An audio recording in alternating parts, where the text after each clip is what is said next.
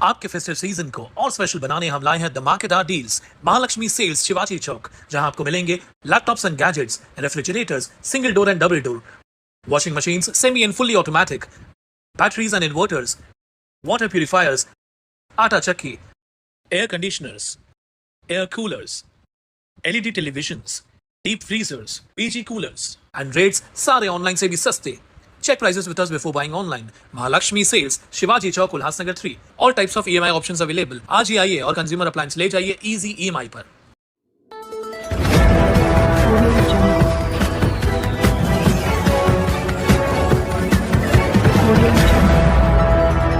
हर खबर आपके लिए खास.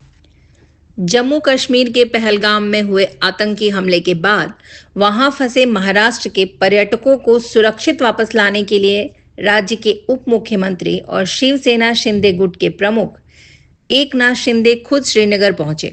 उन्होंने पर्यटकों से मुलाकात कर उन्हें भरोसा दिलाया और विशेष विमान की व्यवस्था की जानकारी दी. उप मुख्यमंत्री की पहल पर बुधवार देर रात विशेष विमान के माध्यम से कुल 75 पर्यटक सुरक्षित रूप से महाराष्ट्र लौट आए. सभी पर्यटकों ने इस मुश्किल समय में तत्काल मदद उपलब्ध कराने और उन्हें सुरक्षित निकालने के लिए उप मुख्यमंत्री एकनाथ शिंदे और सांसद डॉक्टर श्रीकांत शिंदे का आभार व्यक्त किया.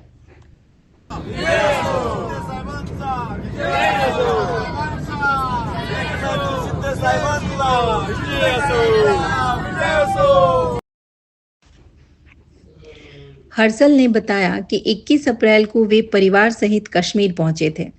खाना खाने के बाद अचानक गोलियों जैसी आवाजें सुनाई दी. कुछ स्थानीय लोगों ने जमीन पर लेटने को कहा. हमलावरों ने सभी से धर्म पूछा, हिंदू कौन है, मुस्लिम कौन. जैसे ही मेरे अंकल ने हाथ उठाया, उन्हें गोली मार दी गई. मैंने महसूस किया कि मेरे हाथों में कुछ गिरा है. जब पापा की ओर देखा तो उन्हें भी गोली लग चुकी थी. वहां से सिर्फ पैदल या घोड़े से ही निकला जा सकता था. माँ को मैंने घोड़े पर आगे भेजा. कुछ लोग कंधों पर उठाकर ले गए. मैं और मेरा भाई 4 घंटे तक पैदल चले.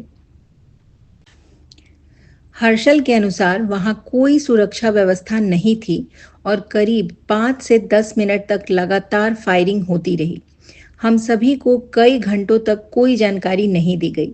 शाम 7 बजे पता चला कि पापा की मौत हो चुकी है. एक आईपीएस अधिकारी के मित्र के घर रात भर रुके और अगली सुबह शव की पहचान के लिए अस्पताल लाया गया, जहां अमित शाह, उमर अब्दुल्ला और महाराष्ट्र के राज्यपाल भी मौजूद थे. ध्रुव जोशी ने बताया, जैसे फिल्मों में दिखते हैं वैसे ही आतंकवादी थे.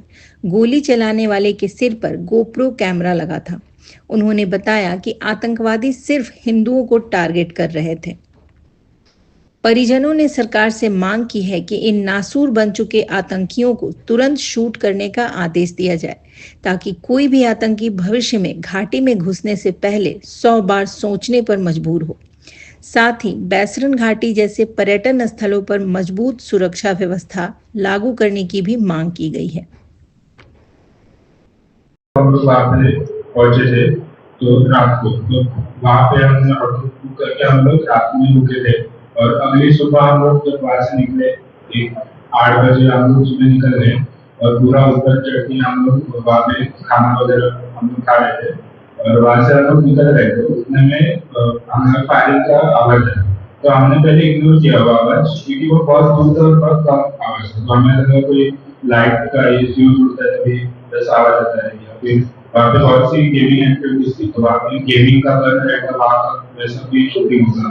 तो पहले हमने इग्नोर किया, फिर वो आवाज धीरे धीरे करीब आ रही. फिर वहाँ पे जो लोकल्स थे उन्होंने बोला कि झुक जाओ नीचे, कि गोली मारने के बाद वहाँ पे. तो सब लोग नीचे लेट गए सब के सब. और फिर वहाँ हमें पूछा कि हिंदू कौन है वो अलग हो जाए और मुस्लिम कौन है वो अलग हो जाए. उन्होंने फिर बताया, मतलब वहाँ पे उन्होंने हमें से किसी ने कोई हलचल नहीं की और फिर उन्होंने ये किया कि वापस पूछ रहे हिंदू कौन है और मुस्लिम कौन है. तो मेरे जो मामा है हेमंत जोशी, उन्होंने सिर्फ उनसे बात करने की कोशिश की, हमें जाने दीजिए और कुछ नहीं करने वाले हैं. तो उनको सीधा गोली मार दी इतना बोलने के लिए. फिर मेरे जो दूसरे मामा है अब्दुल, उन्होंने इन दोनों को गले लगाया कि इन्हें छोड़ दीजिए, इन्हें जाने दीजिए। तो उन्हें बोला कि तुम बाजू में अड़ जाओ वरना आपको भी मार देंगे। पर उन्होंने बाजू नहीं हुए, वो इनसे ही चिपके रहे। तो उनको कैसे करके पेट में गोली मार दी उन्होंने। फिर उनको और फिर उन्होंने वापस पूछा कि हिंदू कौन है और मुस्लिम कौन है। तो मेरे पिताजी है संजय थे, उन्होंने हाथ ऊपर करने की कोशिश की तो उनको सिर में गोली मार दी उन्होंने। और मेरा हाथ उनके सिर के पास था, तो मुझे वो गोली छू के चली गई और मुझे सर में गई। इसलिए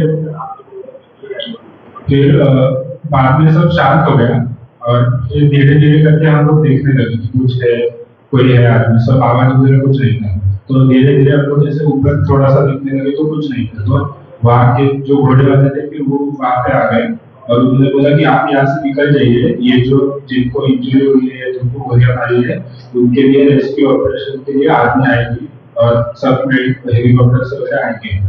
फिर उसके बाद हम लोग वो घोड़े वाले जो थे उन्होंने वहाँ पे जो सब टूरिस्ट है उनको नीचे लाने के लिए हेल्प किया, क्योंकि वो स्पॉट ऐसा है कि वहाँ पे सिर्फ घोड़े जाते हैं और वो स्पॉट 3 घंटे से बाय रोड। तो जब जहाँ पे गाड़ियाँ खत्म हो जाती है वहाँ पे बाय रोड 3 घंटा है। तो हम लोग वहाँ पे सब घोड़े वाले आए, तो जैसे जितने घोड़े थे उन्हें एक करके उन्होंने टूरिस्ट को नीचे भेजना शुरू किया। और जो नहीं जा पा रहे थे घोड़े से वो धीरे धीरे चलने लगे। तो मैं, मेरा भाई, मतलब हम सब 6 के 6 लोग हम लोग चल रहे थे।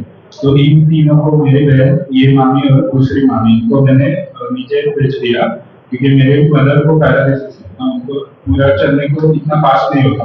तो मैंने और मेरे भाई ने मेरी मदर को हम लोग एक एक करके उठा के नीचे ला रहे थे। थोड़ी देर वो चल रही थी, फिर इनको तो हमने आगे भेज दिया। फिर वो घोड़े वाले आए और मतलब जो लकीली जो जिस घोड़े पे हम लोग आए थे ऊपर वही आदमी हमें मिला। तो वहां से वो नीचे आए, उन्होंने हेल्प की, मेरी मम्मी को कंधे पे उठाया उन्होंने और नीचे लेके गए। और वहां से उनका घोड़ा नीचे था तो उन्होंने घोड़े पे बिठा के उन्हें नीचे भेज दिया। इसके बाद वहाँ पे जो बेस था, जब ये पूरा स्पॉट खत्म हो जाता है, वहाँ पे सब मेडिकल टीम थी, मेडिकल टीम। और बाद से आर्मी भी थी और उन्होंने हमें ये किया कि आपको कुछ लगा है तुम। और मेरी मदर को उन्होंने ऑलरेडी हॉस्पिटल में ये कर दिया था चेकअप के लिए। तो फिर मैं वहाँ पे गया और हमें वहाँ पे बताया गया कि जो ऊपर जिनका सब फायरिंग हुआ है जिनके, उनका लिस्ट आपको बाद में मिलेगा। आप पहले पहलगाम क्लब करके गवर्नमेंट ने हमें एक जगह दी थी, वहाँ पे जाके आप रहिए, जैसे लिस्ट मिलेगा तो हम आपको बता देंगे। तो तकरीबन 3-4 घंटे हम लोग ऐसे ही वहाँ पे बैठे रहे, हमें कुछ ये लिस्ट नहीं मिला। तब तक मेरा उधर के सब ऑफिसर्स और आर्मी के लोगों से सब बातचीत चल रहा था कि कोई अपडेट के लिए, पर अपडेट कुछ नहीं मिल रहा था। फिर 8:30 के आसपास हमें मुझे पता चला था 7 के आसपास कि ये इनकी डेथ हो गई तीनों की। तो मैंने मेरी फैमिली को नहीं बताया था अगली सुबह तक। पूरा रात में फैमिली को लेके वो क्लब में था। और फिर क्लब के बाद वहाँ पे मेरे जो चाचा है उन्होंने उनके एक पहचान वजह से मुझे कांटेक्ट करने के लिए बोला था। तो उन आईपीएस ने उनके फ्रेंड को बोला था कि इनके घर है तो आप पूरी रात वहाँ पे रुक सकते हैं। तो मैं मेरी फैमिली को लेके हमने जो ट्रैवल्स बुक किए थे उनके और उनकी भाई की गाड़ी आई थी, तो उन्होंने हमें श्रीनगर लेके गए थे। ये पहलगाम से श्रीनगर 100 किलोमीटर आसपास। तो हम पूरे वहाँ से गाड़ी से गए थे। वहाँ से वो पूरा रात हम लोग उनके घर पे रहते। फिर उन्होंने मेरे जो जीवी नाम है उनका, जिनके घर पे हम रुके थे, तो उन्होंने मेरा ये जीएमसी हॉस्पिटल में उन्होंने मुझे लेके गए और फिर मेरा एक्सरे उन्होंने कराया और इंजेक्शन दिया और सब मेडिसिन वगैरह मैंने अप्लाई किया। फिर बाद में पूरा रात हम लोग